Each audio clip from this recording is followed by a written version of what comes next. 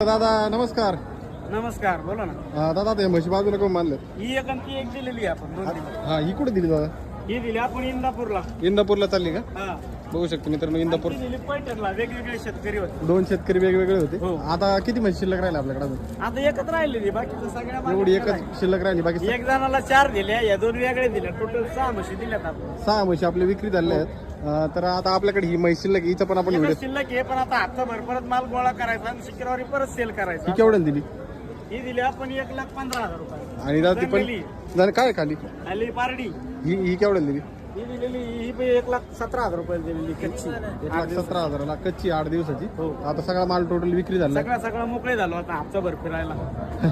चालतंय. Contact number सांगा. माझा नंबर 78 23 850 332. राहणार घोडेगाव, तालुका नेवासा, जिल्हा अहिल्यानगर.